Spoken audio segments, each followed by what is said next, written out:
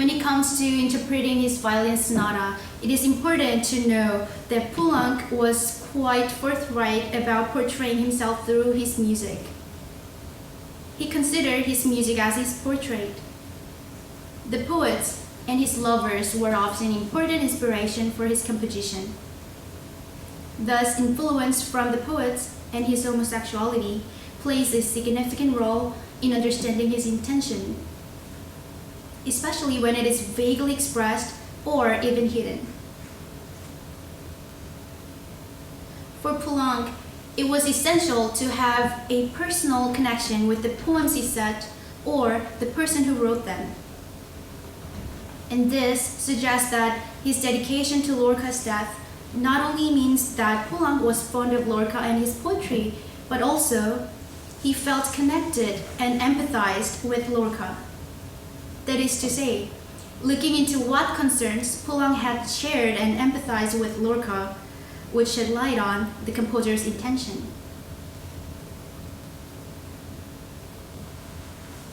Prior to Poulenc's affection for Lorca, he acknowledged the huge influence of Apollinaire and Eliot in his composition. He said it was through the works of these two poets that he learned how to express the most secret part of himself. That is to say, thinking of their writing mechanism will help to get closer to Poulenc's secret intention, which in my argument is expression of political frustration and his personal message to homophobic society. As I have mentioned earlier, his open homosexuality was clearly central to his composition. However, at the same time, it was also one of the reasons why he was marginalized and underestimated as a lightweight composer. Although there was no legal basis for banning homosexual relationships, the French police associated homosexual behavior with violence and criminal behavior. They abused their power to expose homosexuals and give them public humiliation, even imprisonment. Only the most prestigious cultural figures could get away with such frankness of being openly gay. Under this public homophobia in France, Poulenc nervously planned his coming out to his friends in the mid-1920s. He confessed to his friends that life had broken him to the point at which he had lost his sense of identity. However, he had to revise all his friendship rapidly given the new developments, and he suffered some bitter disappointment. In consideration of public homophobia in his country, as well as his own inner struggle, it becomes more clear that Poulenc openly dedicating his work to a homosexual poet must have meant more than just portraying himself with his music. So, my first argument is that Poulenc expresses political frustration against the German occupation. But how did he hide this and elude German censorship? How could performers and listeners interpret the composer's hidden intent? Taruskin provides an applicable guidance for this matter. To understand instrumental works written with signs and symbols under the political censorship. According to Taruskin, in order to avoid censorship, composers use unspecified signs and symbols whose references are not universally recognizable. They use syntactic signs whose references are previously heard motif and themes. They also use semantic signs whose references often evoke other music by hinting particular pieces, genres, styles, or even topics. And to understand these signs, listeners are required to inscribe their own construction on the work's network of references. These signs are like Aesopian language, describing the indescribable, speaking the unspeakable. We can understand them only if we make the requisite adjustments. Taraskin's explanation is relevant not only to Poulenc's violin sonata, but also to his in general wartime composition, because he also used tactic and semantic science. He once wrote, "There is no need to summarize fables that everyone knows." And his fables were signs that are immediately recognizable to the French, but not to the German audience. And in order to understand these signs, knowing the situation surrounding Poulenc is an integral part of the interpretation. During the German occupation, German officials encouraged collaboration instead of suppressing musical activity in occupied France. To symbolize the friendship between two countries, German propaganda agencies arranged cultural activities uniting French and German artists and intellectuals. However, this ostensible friendship was actually manipulated by German occupying authorities through controlling French musical life, supervising and censoring the repertoire of the performances, and forcing the French to add premieres of new German operas and ballet to their regular repertoire. Under this situation, French musicians had to decide whether to go along with the collaboration or to resist. Compared to his friend's clear-cut reactions, Poulenc's reaction was in between these two extremes. He had to find a way to satisfy different demands from different groups of people in order to make his music to be heard. He was not a very political person, but when the German occupying forces deported his Jewish musician friends and even destroyed every record they had made, it triggered Poulenc's antipathy toward the German occupation. Although his expression was subtle enough to be acceptable to both German and French authorities, he never stopped writing music and portraying himself in his work in order to share his belief with his audience. And like Poulenc claiming himself to be a no diehard nationalist, Lorca also fought no social or political fight. But he was a power. He was a man of the people. He was a sensitive transmitter of Spanish emotions, and the emotional forces coming out from his work became a crucial part of shapeless revolutionary movements, whether he intended or not. Thus, it is considered as one of two theories of Lorca's death that he was assassinated by Spanish fascists in 1936 because of the power of his work as a political leverage. So, considering Poulenc was angered by the occupation, and he learned how to express the most secret part of himself from Apollinaire and Éluard, it seems vital not to overlook the possibility that his anger might be expressed in his violin sonata.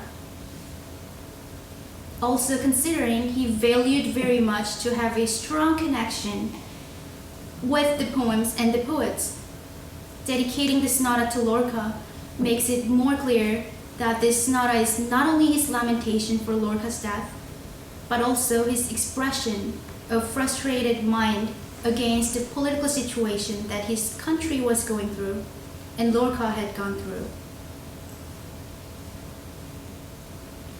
Throughout the whole sonata, Poulenc used guitar sounds as a semantic sign to remind of Lorca's poetry. Ivory and Sprout also briefly mentioned this Lorca reference and subtly expressed their impression of Poulenc putting his political belief in his sonata. Ivory mentioned that dedicating the movement to the memory of Lorca, who was executed by the fascist troops, was a daring step in wartime Paris. Sprout also pointed out that Poulenc's intention of Lorca reference is unmistakable because it was unusual for French publications to contain references to the works of banned poets. Now we know that Poulenc and Lorca went through similar political frustration, and it is expressed in the sonata with the use of the semantic sign. And looking into Apollinaire and Éluard's poetic language will solidify my argument, because Poulenc acknowledged that he learned how to express his secret part. Throughout the 1930s and 1940s, Poulenc said numerous texts of these two poets and expressed his artistic empathy with them. Apollinaire's newly developed concept of higher reality and Éluard's surrealism are the most celebrated poetic ideals of their writing. Apollinaire's higher reality encompasses both observable reality and the subconscious inner world of the individual psyche, to create an enlarged and superior form of the natural. If I translated this into Poulenc's situation, observable reality could be understood as his current reality, such as absent friends, compromised social life, and moral choices to be made all the time because of the German occupation. The subconscious inner world of the individual psyche as his frustration about the fate of his country and himself. An enlarged and superior form of the natural as his dedication to Lorca through a musical form.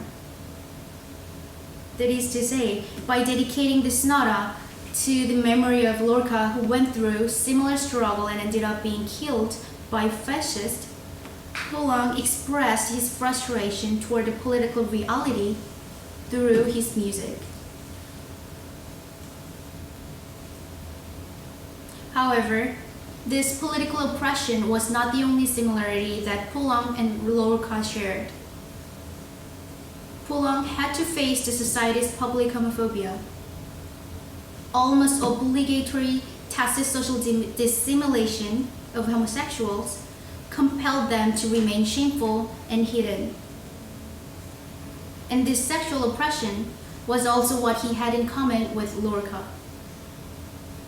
As a gay man, Lorca expresses anguish of the sexual problems. In his work, he magnified the Spanish sexual codes, which had been shaped by prejudiced homophobic Spanish society. He magnified those codes until traditional values came alive with disquieting significance. His homosexuality is also considered as one of the reasons of his assassination. Therefore, considering the atmosphere of homophobic wartime France, it becomes more convincing that Poulenc was willing to confront censorship, not only to express his political frustration, but also to send out his personal message to the homophobic society.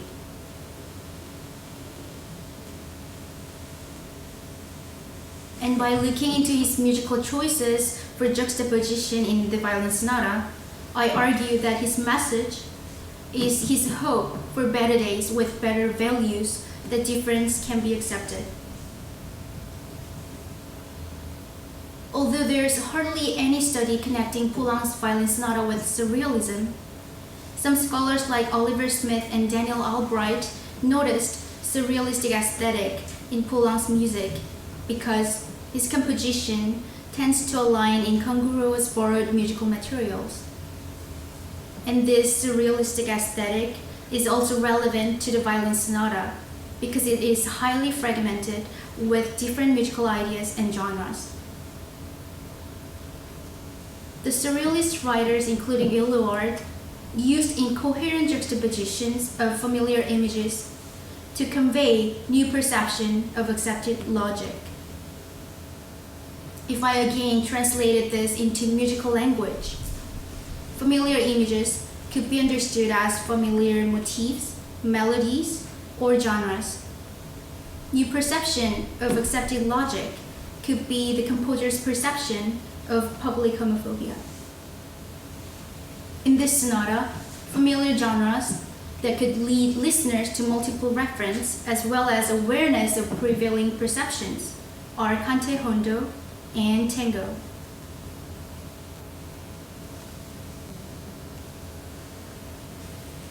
Cante-jondo reference throughout the entire sonata seems not too difficult to be recognized because Las Seis Cuerdas is the second poem of Lorca's Poema del Cante-jondo.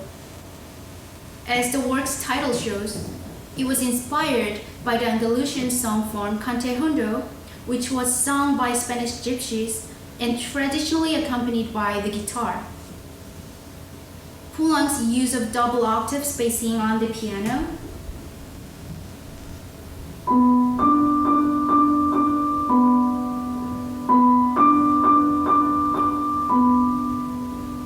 is widely known and used compositional technique as a pianistic representation of the guitar as an imitation of the ringing sonorities of its open strings.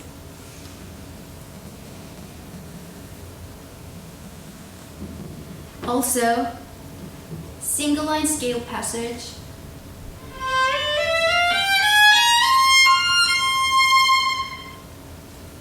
strumming,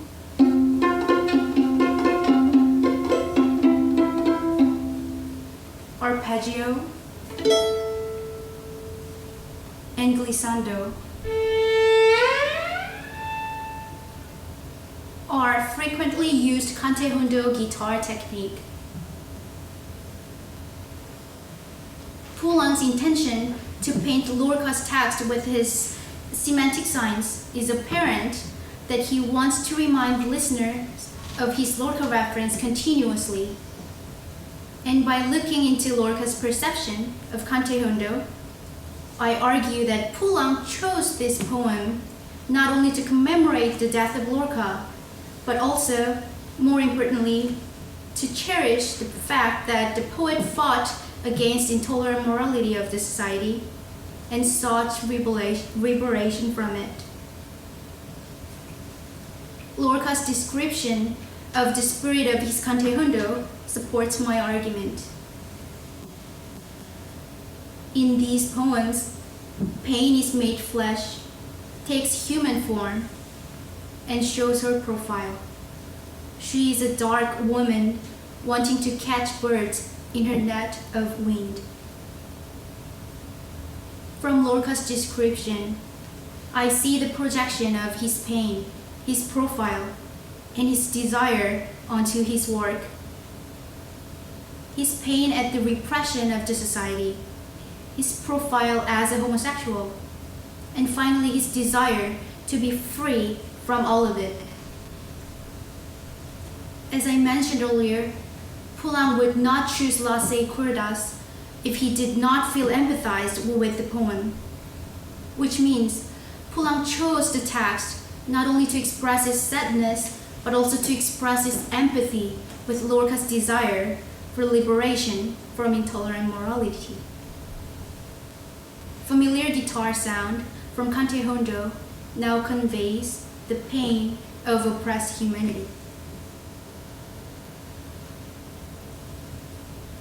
Considering the true meaning of composer's use of cante-jondo, reference, juxtaposition of mourning guitar song, and pretty tango melody,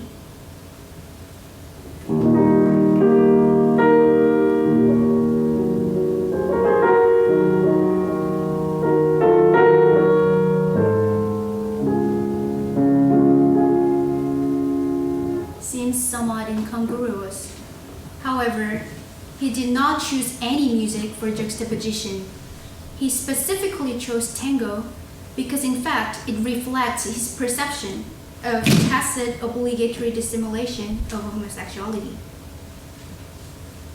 After France's early defeat in the war, the Vichy reign sought to reverse the moral laxity and reinstate traditional gender roles.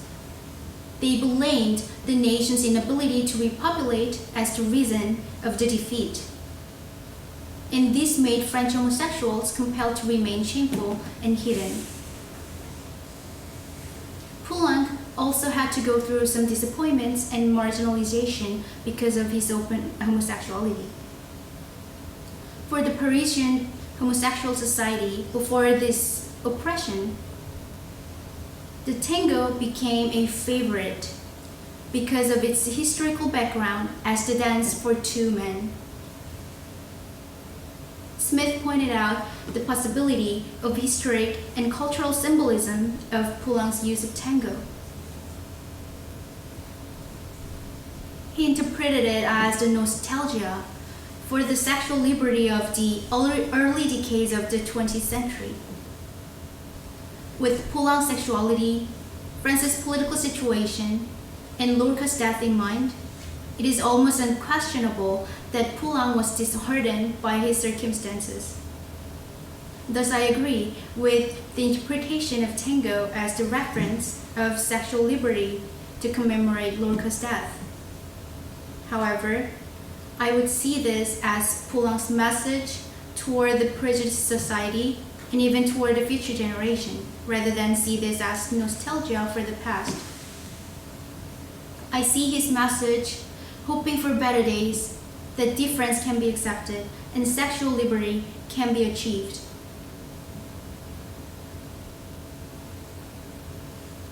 Throughout the whole research process, one question that is still hard for me to answer kept coming back to my mind.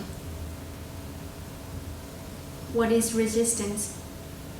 Some people might say resistance is putting one's life directly at risk and fighting an actual battle. In terms of resistance in music, some people might say resistance is risking one's life in order not to hide, not to compromise one's belief. Even some people might argue that seizing one's creative activity, not to collaborate with the enemy, would be a more resistant way than what Poulenc did. However, I feel like it is already quite brave for him to openly dedicate his sonata to Lorca during the occupation. I believe it requires more determination to share one's belief rather secretly than just keep it into oneself. The same controversy always has been in my country, Korea, as well. The musicians and the poets who kept writing during the Japanese colonial period are often considered as pro-Japanese collaborators, regardless of their intent. Some poets expressed their longing for the independence of the country, their lamentation for the colonization, but they had to use ambiguous wording because of the merciless censorship. Are they pro-Japanese collaborators? Are they resistance poets? Is Poulenc a German collaborator, or is he a resistant composer? My conclusion still stays in the middle of these two extremes.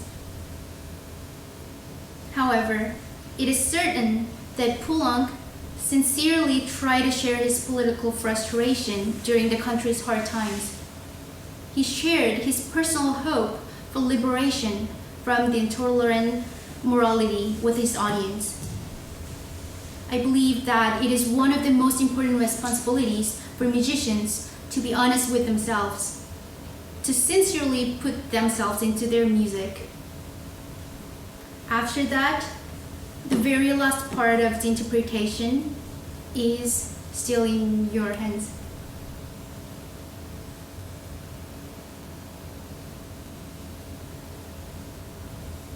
Thank you.